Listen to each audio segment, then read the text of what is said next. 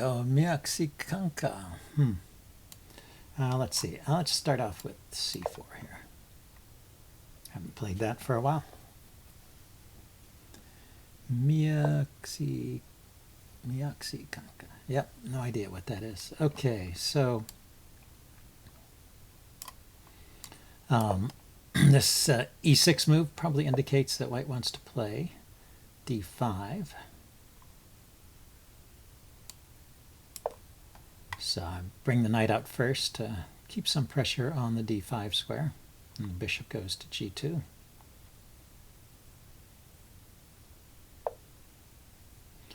Okay, white is just playing with the Nimzo setup. That's a respectable way to play. Like, pretend like you're playing a Nimzo-Indian. Just do the normal moves. Of course, there was no need to really take there. I didn't put any pressure on the bishop. I suppose black was taking in order to guarantee that I'll have this pawn damage. But I don't think that's a big deal. So, question is, what do I want to do with this knight? That, sometimes this knight, often in the English, the knight will come out to e2 the way I play it.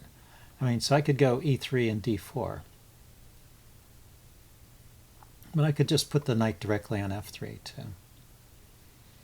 This diagonal maybe is not going to be immediately useful. So yeah, let's go with knight f3 and castle.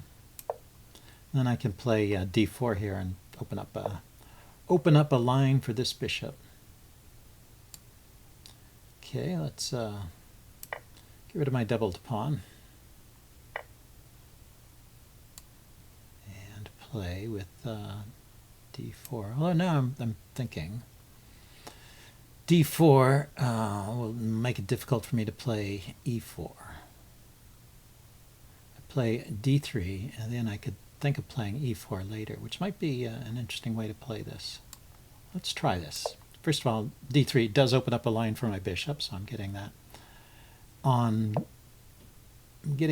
in progress. And then let's put a rook here so I can play e4. And then let's go for it here.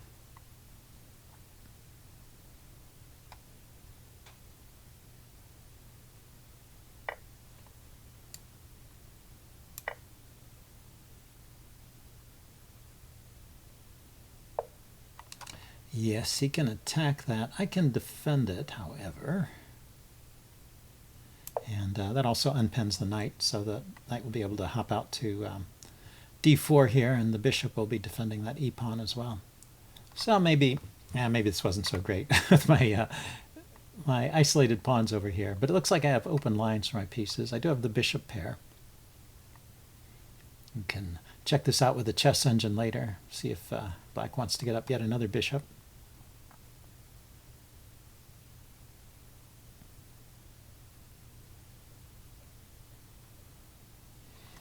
So if the knight goes to d4 and he plays c5, oh, I just put a knight on c5. So, okay, so let's bring another defender out. 1, 2, 3, 1, 2, 3.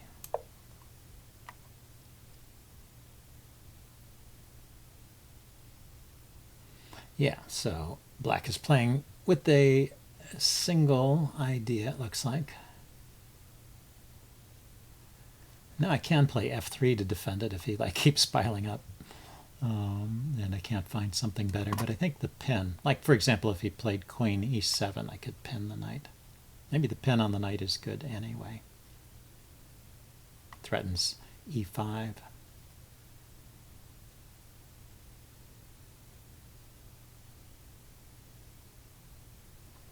But f3 also comes with a tempo on this bishop, blocks in this bishop, so it's not a move I'm eager to play, but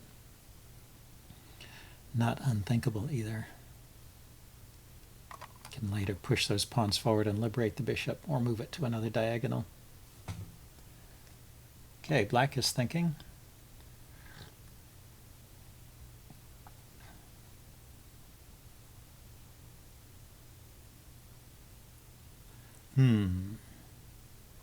This knight is loose here. I could get in bishop a3 with a tempo.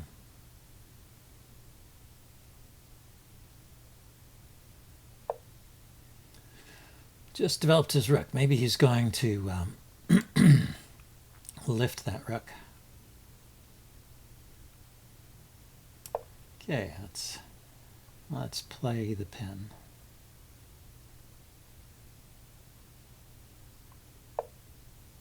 He kicks my bishop right away. So if I take, the queen will take.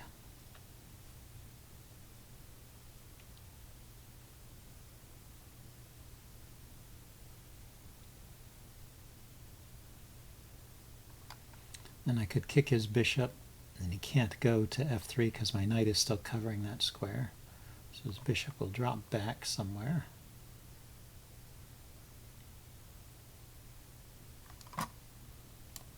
Let's take. I guess it doesn't make much sense to do anything else.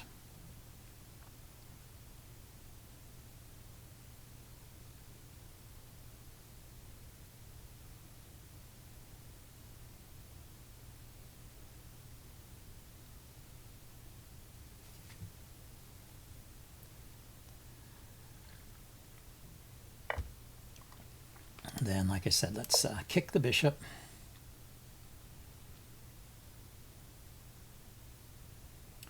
See where it's going to go. I guess all the way back to d7 or back to h4 or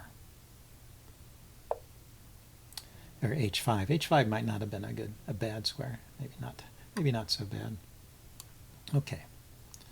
So let's lift my king up here to help defend this side of the board, and maybe start pushing with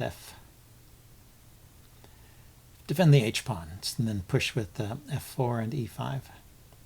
Just expand on the king side here.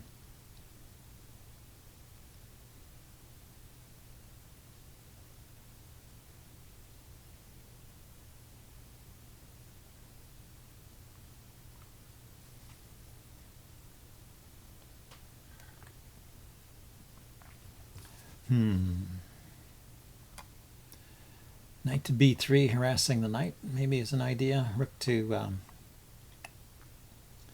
e1, d1. Rook to d1 first, maybe. Oh, well, now this is just asking for f. This is just begging for me to play f4, isn't it? Let's go ahead and kick that rook back.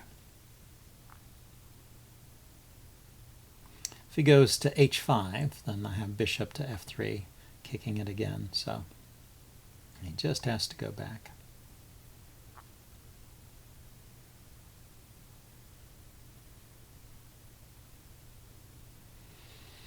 See, there's also rook to b1, looking at his unprotected b7 pawn. Maybe then push the a pawn forward and dissolve some weaknesses over here on the queen side. Thing is, my knight seems pretty well posted. I don't want to necessarily bring it into f5 and have it traded off. He just went there. So the rook just gets trapped there. Ah, I see the problem. The problem is that if I attack it with the bishop, he can move it. Let's see. And I can't attack it with the pawn. I can attack it with the queen. See if he wants to defend it.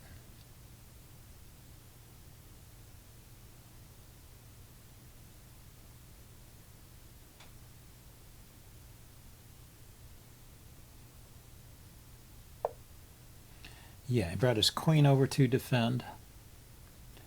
So now putting a knight on this square would be pretty good. Could kick the queen with the pawn. It would also shut out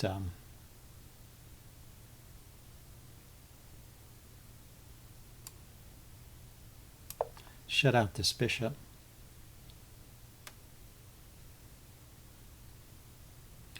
So the queen, I guess, has to go forward. Then I could play bishop to f3 and take off that trapped rook.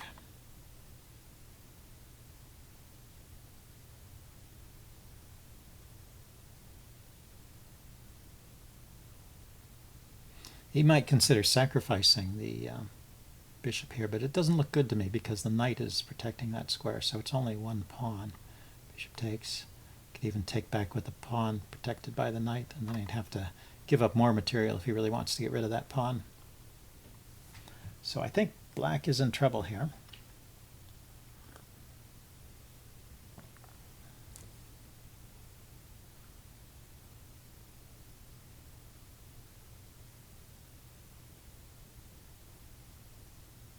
Oh, well, he just doesn't have time for he doesn't have time for rook to g5.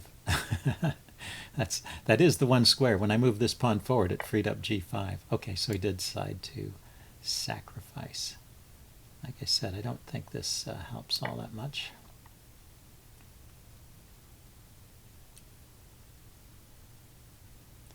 Queen still needs to go to g5, and I can still harass his rook. So I will win a whole rook, not just a minor piece.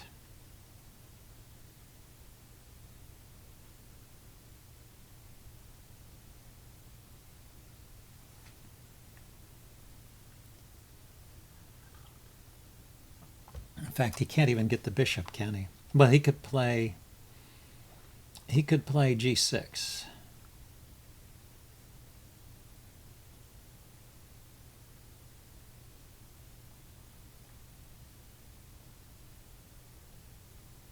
And then when I take, he takes the bishop. So I bet I'd still be a rook up at that point.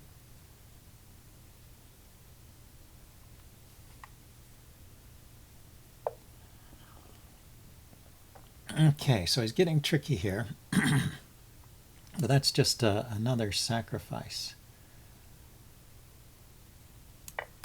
And does not really help all that much, it doesn't seem to me.